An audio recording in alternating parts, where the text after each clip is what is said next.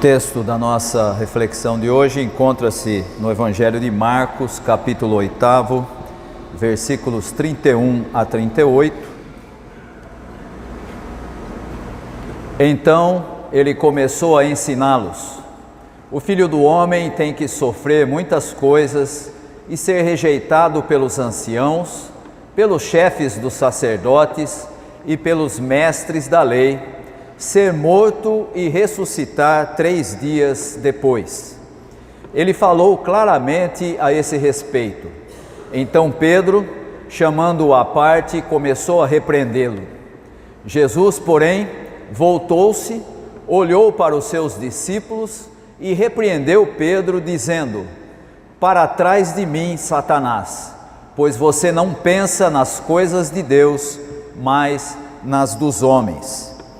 Então ele chamou a multidão e os discípulos e disse: se alguém quiser vir após mim, negue-se a si mesmo, tome a sua cruz e siga-me.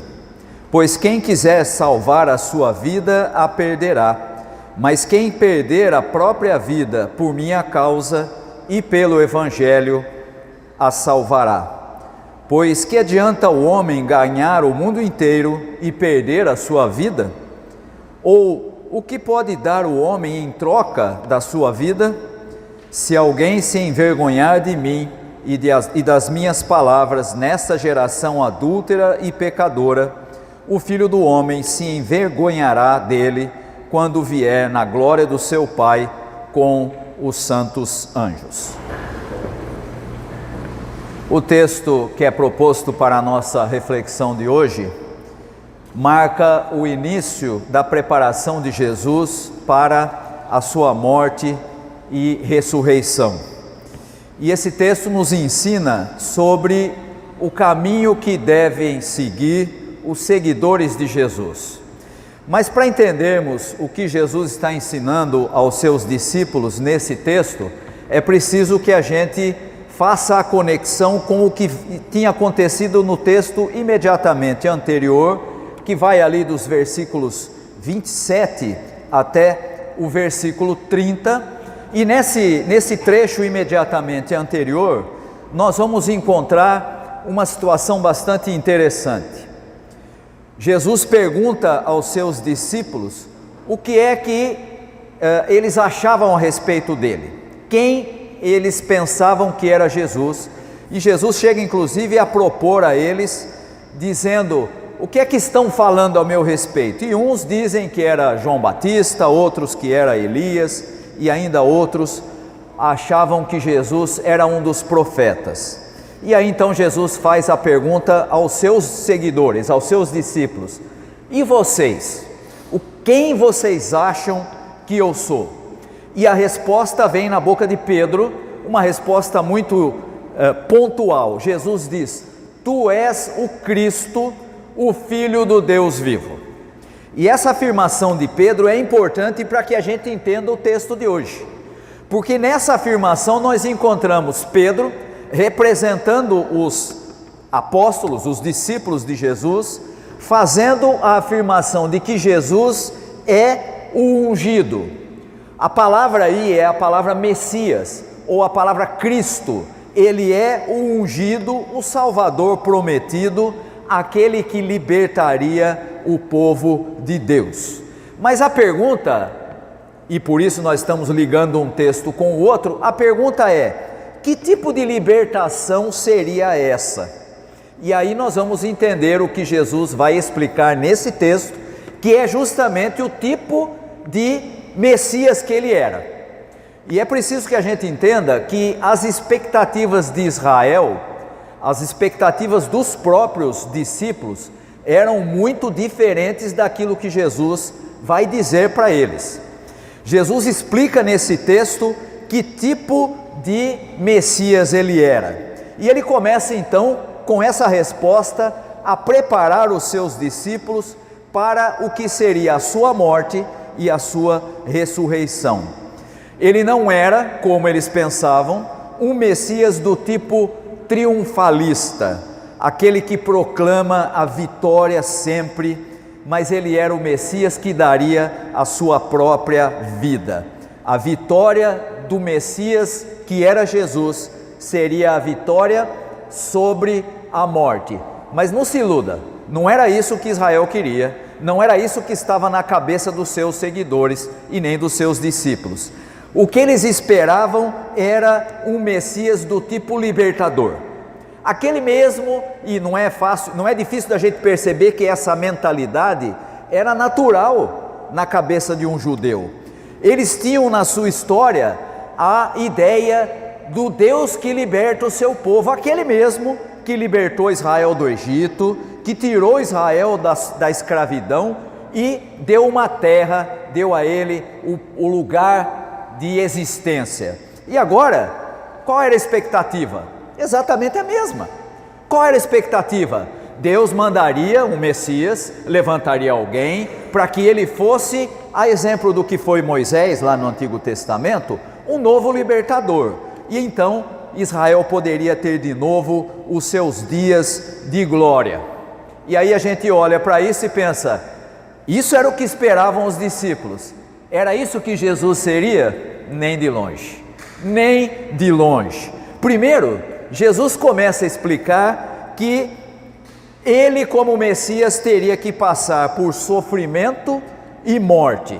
Ele teria que enfrentar dali para frente momentos não muito gloriosos. E não era esse tipo de coisa que os discípulos queriam ouvir.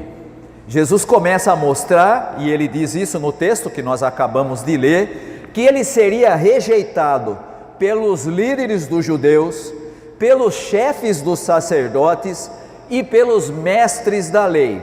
Sabe a quem Jesus está se referindo aí? Ao Sinédrio. Eram 71 membros no Sinédrio, compostos por aristocratas leigos, que eram os anciãos, por famílias sacerdotais e por escribas, que quase sempre eram fariseus.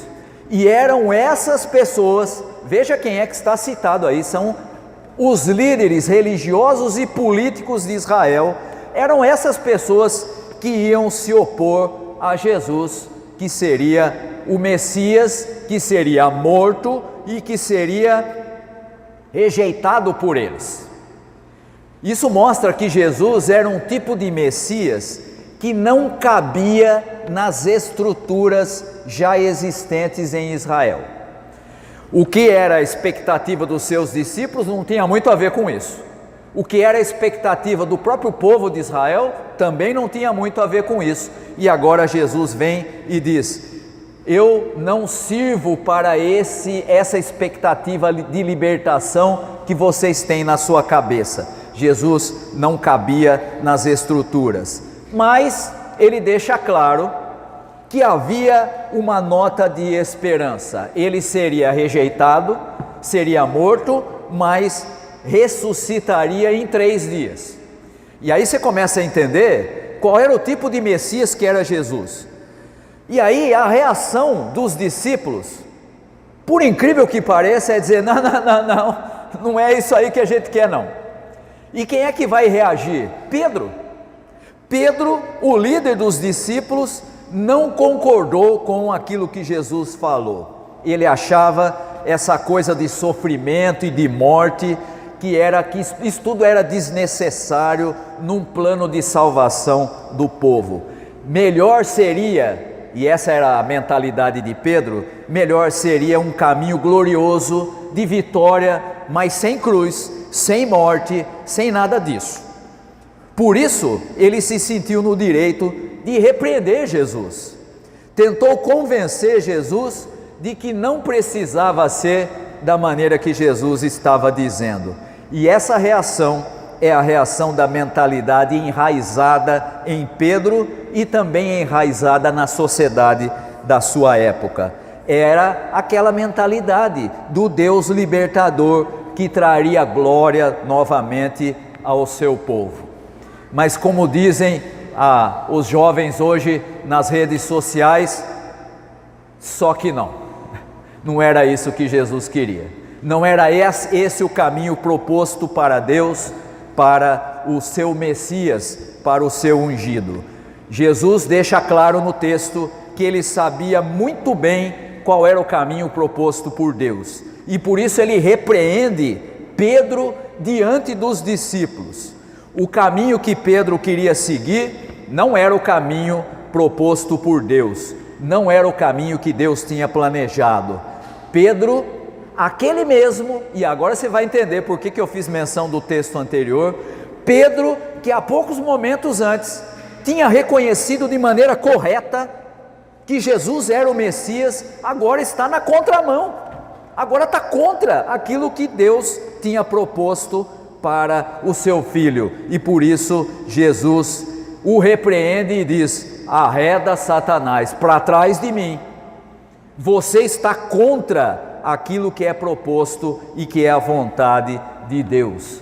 Pedro, em poucos momentos, passa daquele que tinha sido o que reconhece Jesus como o Messias, e Jesus, em outro texto paralelo a esse, diz que não foi carne nem sangue, mas foi o Espírito que o conduziu para reconhecer isso.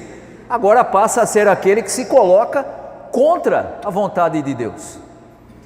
E aí a gente olha para isso e diz: nossa, mas esse Pedro era um sujeito meio estranho, né? Como é que ele muda tão? Pois é, deixa eu te dizer uma coisa, todos nós temos em nós muito de Pedro, todos nós temos em nós muito dessa reação de ora entendermos de maneira clara aquilo que Deus tem para nós, e basta qualquer coisa nos contrariar e a gente já fica contra Deus também.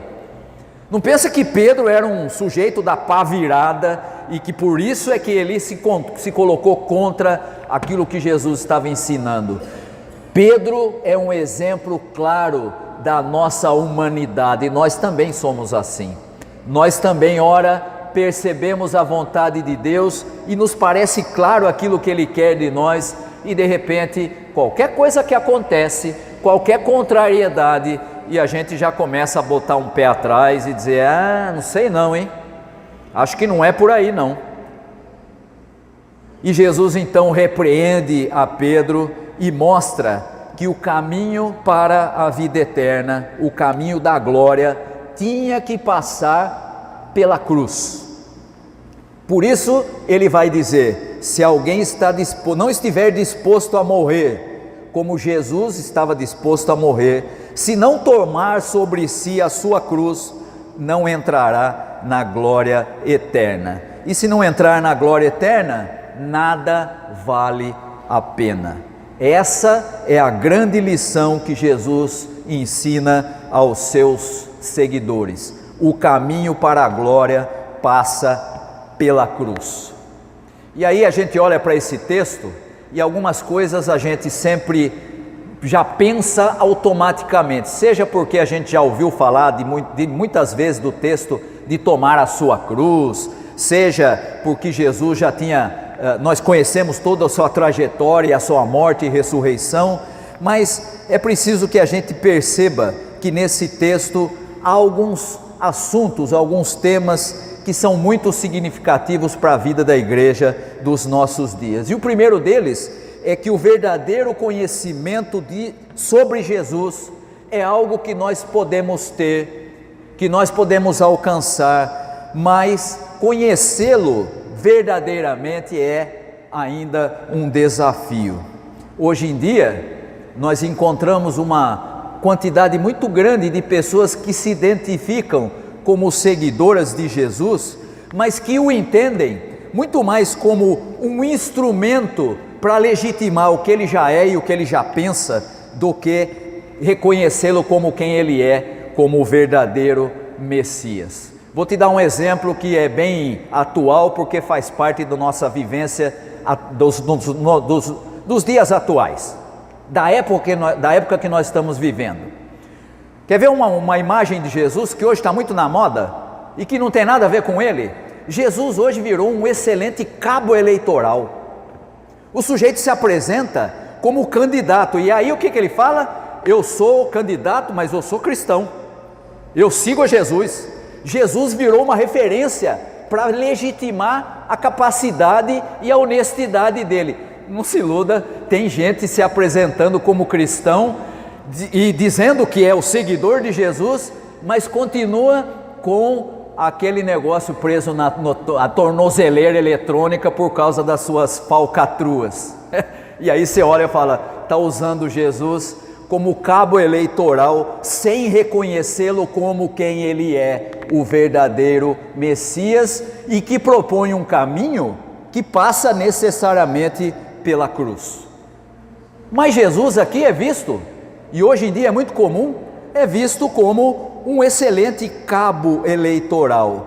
E não se iluda, tá? Nos nossos dias, cada um de nós, a exemplo do que ele fez a pergunta para os seus seguidores ali, e Pedro vai responder, cada um de nós hoje também precisa responder: quem é Jesus para nós? Quem é Jesus para mim? Não para a minha igreja, não para o meu amigo, não para o meu colega que está sentado de lado no banco da igreja. Quem é Jesus para você? Não basta saber dar a resposta correta. Você viu que Pedro deu a resposta correta, mas saber quem é Jesus não é suficiente. Não adianta ter uma resposta decorada que a gente aprende na classe de catecúmenos, mas na qual nós nem sequer confiamos. Pedro respondeu a pergunta corretamente e logo em seguida foi chamado de Satanás. Ele sabia o que era, mas logo ele já abandonou aquilo que era de fato a verdade sobre Jesus.